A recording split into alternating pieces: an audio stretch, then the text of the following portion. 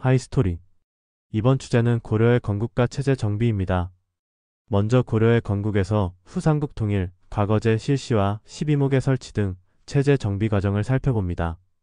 또한 퀴즈 대첩으로 대표되는 거란과의 항쟁 과정의 이야기를 공부합니다. 주제와 관련한 질문은: 첫째, 고려는 어떻게 후삼국을 통일하였을까? 둘째, 고려는 어떻게 나라를 다스렸을까? 두 가지 질문에 공통적으로 들어가는 어떻게에 집중하여 공부하면 이해가 쉬워지고 깊어집니다. 후고 고려를 세운 궁예는 포악한 정치로 민심을 잃었다.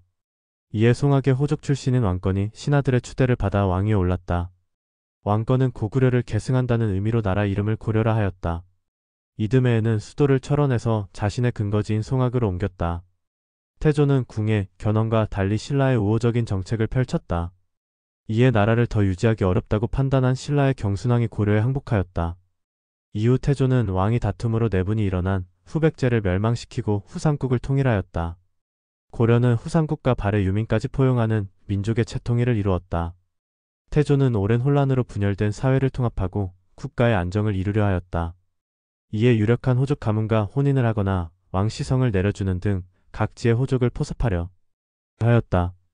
한편으로는 기인 제도를 실시하고 중앙의 고위 관리를 사신관으로 임명하여 지방의 호족을 견제하고 지방 통치를 보완하려 하였다.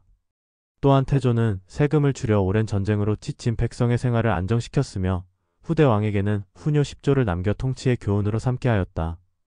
태조 왕건은 기인 제도를 시행하고 중앙의 고위 관료를 사신관으로 임명하여 지방의 호족을 견제하고 지방 통치를 보완하려고 하였다.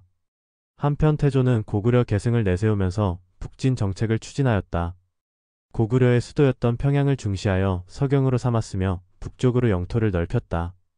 그리고 발해 유민을 적극적으로 받아들였으며 발해를 멸망시킨 거라는 적대하였다. 태조가 죽은 뒤 왕위를 둘러싸고 치열한 다툼이 일어났다.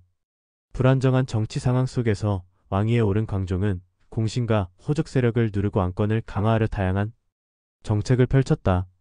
광종은 노비안건법을 시행하여 억울하게 노비가 된 사람들을 조사하여 양인으로 되돌렸다. 그 결과 공신과 호족의 경제군사적 기반이 약해졌고 양인의 수가 늘어 국가 재정 기반이 확충되었다. 과거제를 실시하여 왕에 대한 충성심과 유교 지식을 갖춘 사람을 관리로 선발하였다. 광종은 노비안건법을 시행하여 억울하게 노비가 된 사람들을 조사하여 양인으로 되돌렸다. 이를 통해 공신과 호족의 경제적, 군사적 기반이 약화되었다. 또한 양인의 수가 늘어 국가 재정 기반이 확충되었다. 또한 광종은 왕에 대한 충성심과 유교 지식을 갖춘 사람을 관리로 뽑기 위해 과거제를 시행하였다. 이는 우리 역사 최초의 과거제 시행이었다. 등급에 따라 관복 색깔을 다르게 해 상하 질서를 세웠다. 그리고 이 과정에서 자신에게 반발한 공신과 호족들을 숙청하였다. 한편 광종은 광덕, 준풍이라는 독자적 연호를 사용하고 개경을 황도로 칭하는 등 고려가 황제국임을 내세우면서 국왕의 권위를 높였다. 성종은 최승로가 건의한 시무 28조를 받아들여 유교를 바탕으로 통치체제를 정비하였다. 중앙통치기구는 기존 제도를 바탕으로 중국의 제도를 참고하여 이성육부로 정비하였다. 지방에는 12목을 설치하고 지방관을 파견하였다. 또한 중앙의 국자감을 정비하고 지방의 경학박사를 파견하는 등 유학교육을 장려하였다. 성종은 최승로의 시무 28조를 바탕으로 통치체제를 정비하였다. 7조는 지방관 파견, 20조는 유교 중심 통치체제 정비와 관련된 것이다. 고려는 이성육부를 중심으로 중앙행정 조직을 운영하였다. 중서문화성은 국가의 정책을 총괄하였으며 상서성과 육부는 정책을 집행하였다.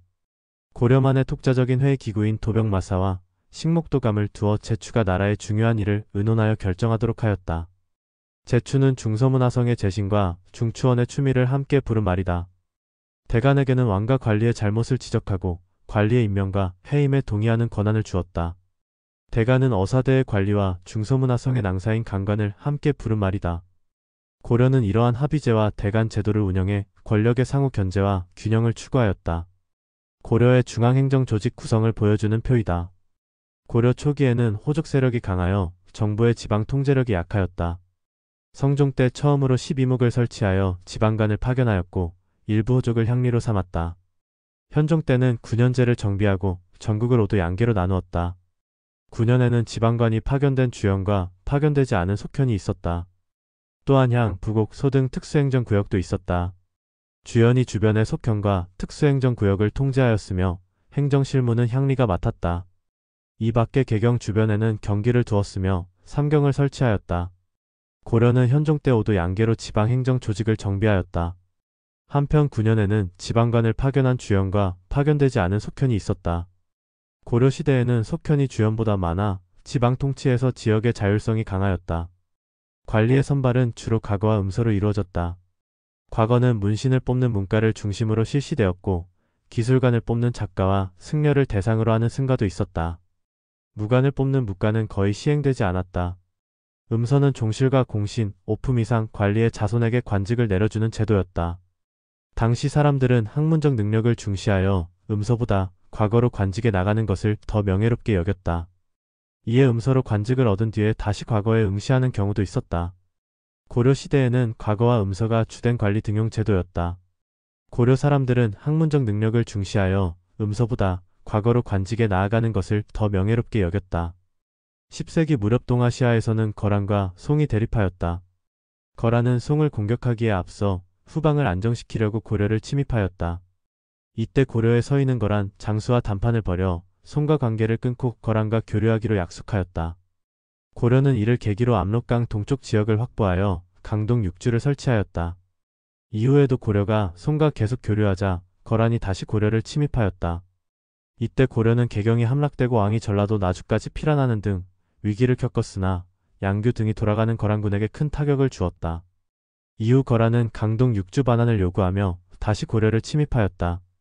이때 강감찬이 이끄는 고려군이 귀주에서 거란군을 크게 격파하였다. 고려 건국 후 100년이 지난 시점이었다. 이 전투가 유명한 퀴주 대첩이다. 12세기에 들어 여진이 부족을 통합하면서 고려와 자주 충돌하였다. 이에 고려는 윤관의 건의로 별무반을 편성하고 여진을 공격하여 동북구성을 쌓았다. 그러나 여진이 동북구성의 반환을 요구하면서 계속 침입해와 피해가 컸다. 결국 고려는 여진이 조공을 바치고 고려를 침입하지 않겠다고 약속하자 동북구성을 돌려주었다. 이후 세력을 키운 여진이 금을 세우고 고려의 형제관계를 요구하였으나 고려는 이를 거부하였다. 얼마 뒤 거란을 멸망시킨 금이 고려의 군신관계를 요구하자 당시 집권자였던 이자겸 등이 이를 받아들였다.